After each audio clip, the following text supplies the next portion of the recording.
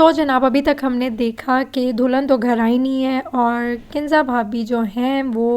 जिस बेचारी लड़की का नाजायज़ फ़ायदा उठाती हैं वो आगे से और चालाक मिली है।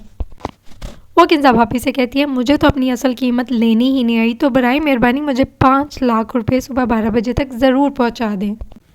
जिसके बाद किंजा भाभी कहती हैं क्या तुम मुझे ब्लैकमेल करने की कोशिश करी हो, जिस पर वो लड़की कहती है नहीं, मैं आपको ब्लैकमेल तो नहीं करी, लेकिन जितनी बड़ी गेम आप करी हैं उसके लिए ये कीमत जो मैंने ली है बहुत कम है। खैर किंजा भाभी उसे पेमेंट देने के लिए तैयार हो जाती हैं और कहती हैं इसके बाद तुम और तुम्हारी माँ मुझे यहाँ पर नज़र ना हो, जिस पर वो लड़की मुस्कुराकर फ़ोन रख देती है। ऐसा नहीं लगता कि वो किंजा भाभी की इतनी जल्दी से अब जान छोड़ेगी। सुहेल भाई किंजा से पूछते हैं कि तुम किसे कॉल कर रही थी, जिस पे वो टाल मटोल कर देती है। इसके बाद हम देखते हैं कि ज़ारा अपनी माँ के साथ मिलकर ज़ारों की तार रो रही होती है कि उसको चीट किया तैमूर ने, जबकि उसकी माँ उसको समझाती है कि मैं भी शायद इसमें तैमूर की इतनी बड़ी गलती ना हो, लेकिन वो नहीं सुनती और तैमूर पर भी ये भूत सवार है कि अब वो किस तरह से अपना आप जस्टिफाई करे कि सबको यकीन आ जाए कि उसने ज़ारा को धोखा नहीं दिया और हकीकत भी यही है। लेकिन ज़ारा के तो सर पे भूत सवार है कि तैमूर उसे चीट कर रहा है और वो किसी भी सूरत कन्विंस नहीं हो रही, जबकि तैमूर के बड़े भाई सुहेल भी किंजा से कहते हैं कि मेरा भाई ऐसा नहीं कर सकता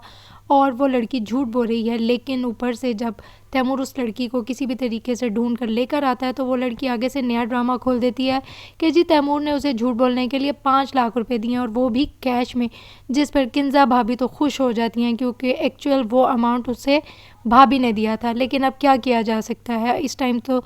तैमूर और ज़ारा की जो भी लक है वो बहुत बुरे तरीके से ख़राब हो रही है और उम्मीद है कि आगे इनकी शादी भी नहीं होगी, जो कि किंजा की एक बहुत बड़ी गेम थी जिसमें वो बहुत हद तक कामयाब भी हो चुकी है। और तैमूर को इतनी स्ट्रगल करने का कोई फ़ायदा नहीं हुआ कि वो उस स्टूपिड लड़की को ढूंढ के लाए और उसने आगे जाके उसका गेम और ख़राब कर दिया और उसको ही झूठा साबित कर दिया और वो पहले से भी ज़्यादा उनकी नज़रों में और ज़ारा की नज़रों में गिर गया। वैसे जो भी है ज़ारा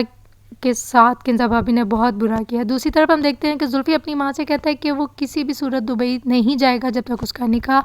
फलक के साथ नहीं हो जाता। ये एक नई स्टोरी सामने आ गई है।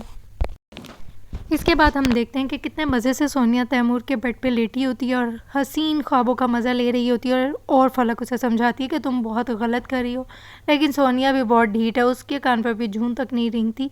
और वो फलक को कई तरीक़ों से बातों में उलझाती है कि हमें नहीं लेके गए इसलिए मेरी नज़र लगी है, मेरी बदुआ लगी है। लेकिन दूसरी तरफ तैमूर बहुत परेशान है और ज़ारा भी। आगे क्या होगा ये देखने के लिए स्टे ट्यून विद मी।